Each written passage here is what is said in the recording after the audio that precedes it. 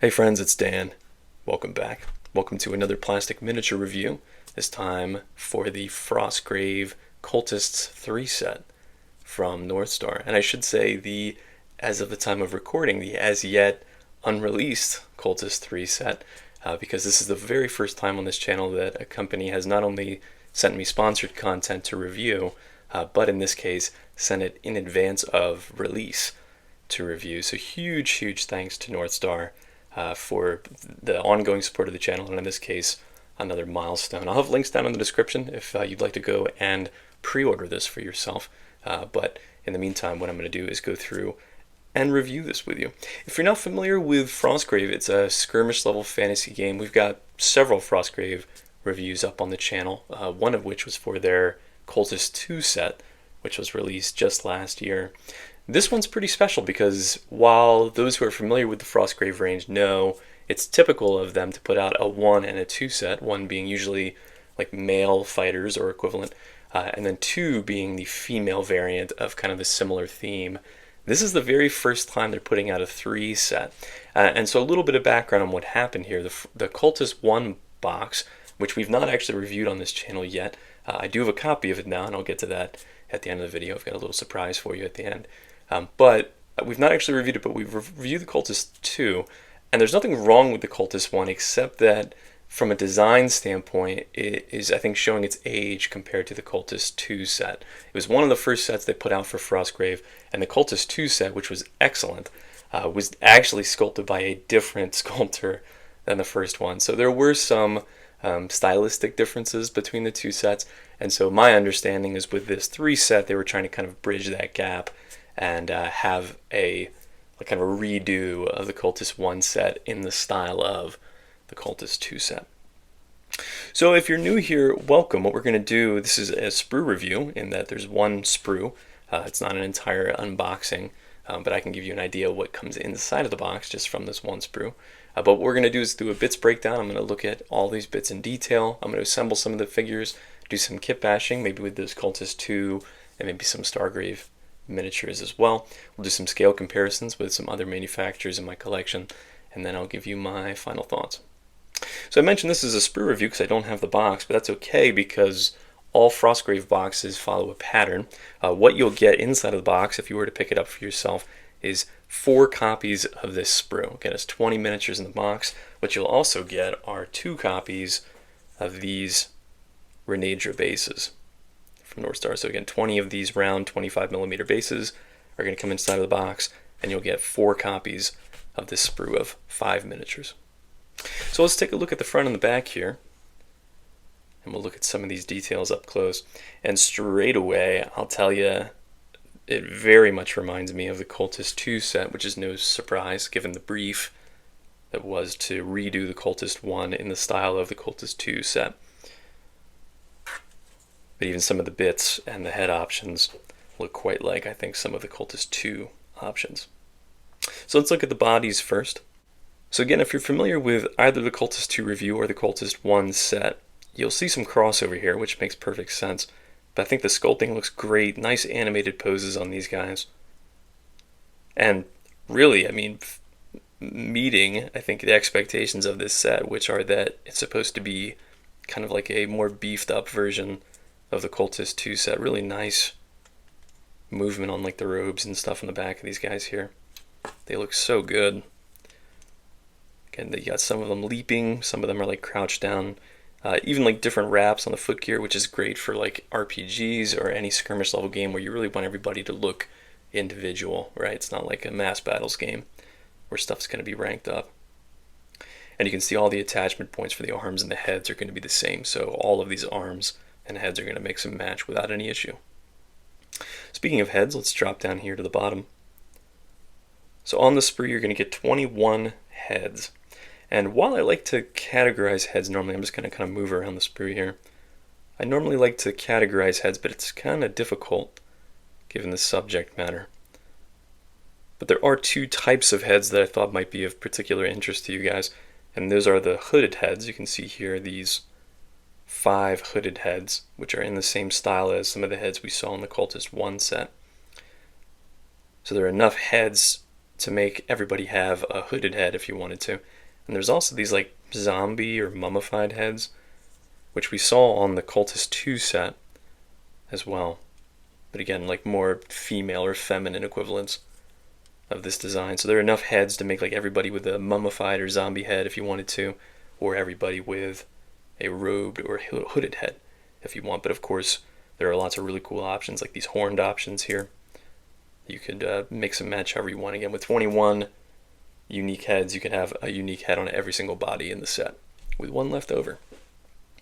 So that's cool. Lots and lots of arms. That's pretty much the rest of the sprue are weapon arms. So let's start up here in the top left and talk about these two-handed weapons. So once again, similar to some of the designs that we saw on the Cultist 2 set, just kind of more, again, bulky versions of the thing. I love what they're doing with the Cultist sets, with this like pitting on the weapons, which is really nice. Just like, you know, paint it a metallic color, give it like an orange wash, and it's gonna look like really nasty rusted weapons.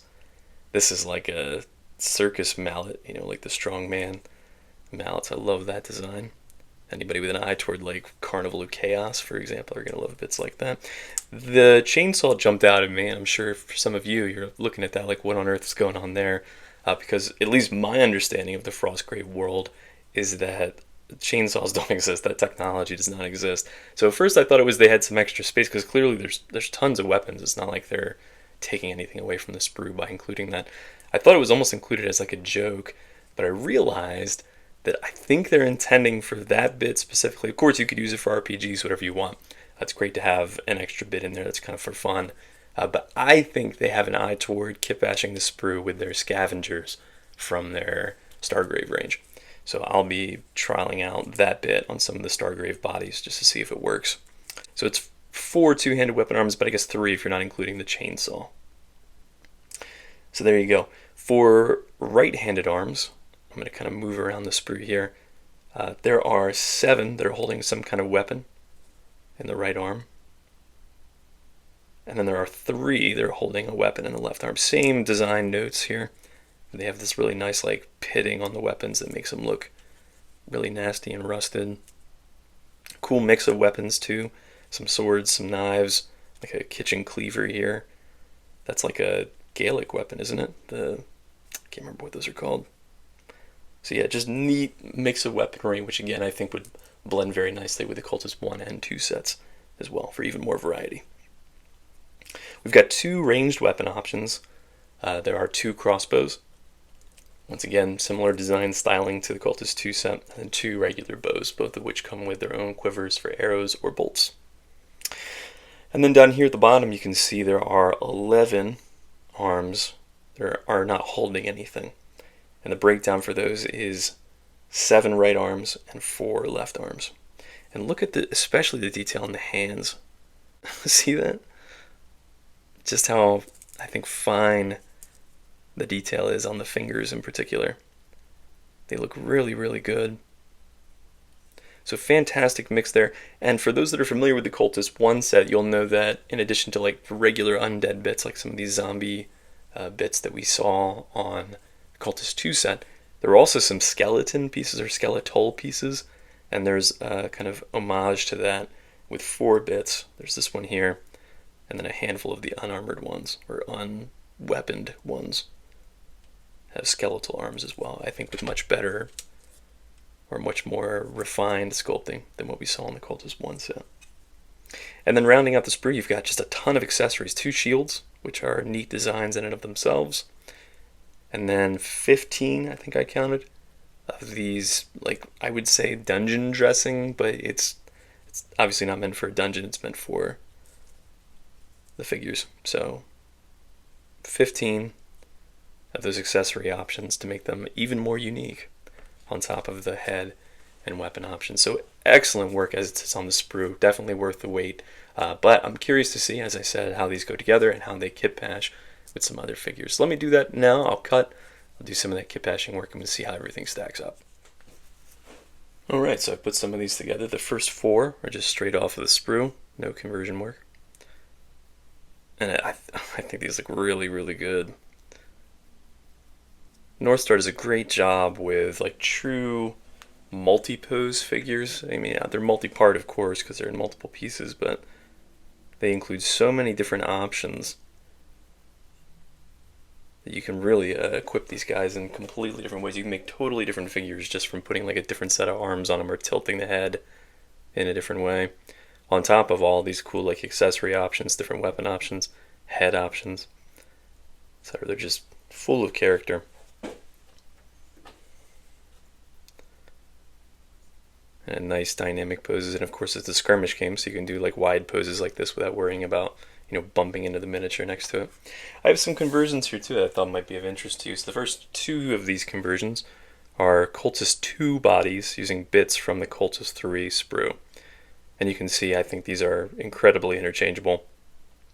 Because the Cultist 2, it actually doesn't say females on it, right? That's kind of the implication from the box art and some of the Sprue contents, but really a lot of them are like mostly androgynous, especially these figures, because they're like just covered in like robes and stuff. So here's another one, Cultist 2 body, Cultist 3 bits. So I think you can mix and match between those boxes without any issue. I also thought people might be interested in using this set for Frostgrave, for example, specifically some conversion work with like the Scavengers set. So that's what I've done here. Taken some bits, I think that's from the Scavengers, but the head, the body, backpack, I think the left arm is from a different Frostgrave set, but it might also be the Scavengers. But they make for some cool like Gene Stealer cultists. So I think you could, there's so many weapon arms in the Scavengers set, we have a review up on the channel for that you could pick up like one box of Scavengers, one box of Cultists 3, use all the firearm options, and end up with some really cool, unique looking figures. And here's one, this is from their automatons. I was just having some fun at this point. The arms and the head, and then the accessory on the back are from the Cultist 3 for some kind of, I don't know, horror mutant guy.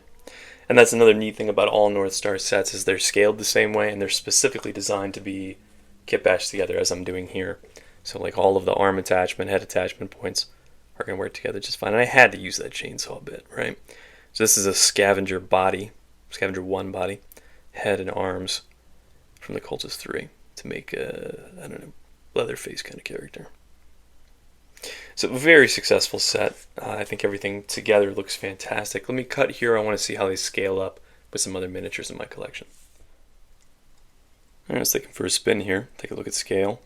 You can see everything primed in white has the name of a manufacturer or a range listed down on the base. And then the bare plastic figures are the new Cultist 3 models. So just pay attention to the puddle bases is my normal disclaimer here. Some of them have them, some of them don't. But I don't remove them because that's how they come from the manufacturer. But it does add a millimeter or two of height to some of these figures. So what's the final verdict? I mean, it's definitely the best of the Cultist sets, which is saying something because the Cultist 2 set was, I think, so strong. But this one has some more options within it, and it kitbashes with the Cultist 2, I think, brilliantly. And I think it's probably also my favorite Frostgrave set, certainly of the ones that we've looked at so far.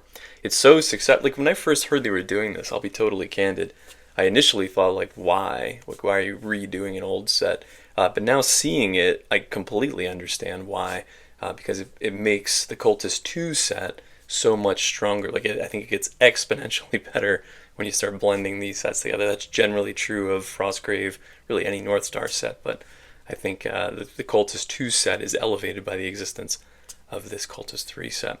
And as a result, I unfortunately, it's so successful that I think they're going to have to go back and start redoing some of, again, the oldest Frostgrave sets, like their Soldiers 1, I think Barbarians 1 is another one that's quite old compared to certainly these newer sets. So we'll see what we have coming up on the horizon. I'll be here to review it whenever it's available. But yeah, definitely check these out, not even just for Frostgrave or even like Oathmark, but I mentioned like Gene Stealer Cultists if you're a 40k player. I think these would be some great conversions. Even Mechanicus, staying in that realm. D&D, any like RPG kind of games. I've seen people use these as like flagellants in the old world Warhammer Fantasy, or ghouls if you're going for like more of a horror theme. So there's a lot of utility here. There's a lot of options to play with, and as we just saw, It kit bashes really well with other North Star sets and are among the cheapest miniatures that you can get. So again, links down in the description to the North Star set if you'd like to pre-order this for yourself. I think they start shipping either later this month or the beginning of next month. But thanks again to North Star for sending this to us. And a little bit of a surprise here at the end, kind of epilogue, I suppose. I wanted to show you guys what else they did. Because what this box represents is every sprue from a North Star set that we have not yet reviewed on this channel. All these sprues are unique. So they were, we had some back and forth, and they basically said, give us a list of all the kits that you've not reviewed yet. And it ended up being 29, I think, sets between their Oathmark, their Frostgrave, and their Stargrave ranges. So it's going to be kind of a fall of North Star here, an autumn of North Star, because I'm going to keep up the same aggressive pace that we've been doing reviews at, but doing sprue reviews for every North Star set. So by the end of it, probably within the next like 2 months, I think, if I can keep this pace going, we'll have reviewed every North Star set, which is, if, you know, for those that follow the channel know that's my goal, is to eventually review everything. So that'll be a really massive milestone for the channel to say that we've then reviewed everything. Of course, we'll then review new stuff as it releases, but everything for one company. So again, huge thanks to North Star. On a personal level, I have mentioned before, they were one of the first companies to support me, even going back to when I only had like a couple hundred subscribers, which is a big deal to me. They were the first company to like reach out to me when they had a new release come out, to sort of reach back out in that respect. They're now the first company to send me a pre-order for something to review ahead of release. And now, again, they've gone the extra mile and have sent me their entire catalog so we can get this reviewed for you guys. So again, huge thanks to North Star. I'm incredibly grateful for their ongoing support of the channel, and I'm excited to see what else comes down the pipeline for the Oathmark, Frostgrave, or Stargrave ranges. Grateful to all of you for dropping by for this one. In the meantime, look out for, as I just showed you, lots more North Star content coming. And until next time, happy gaming.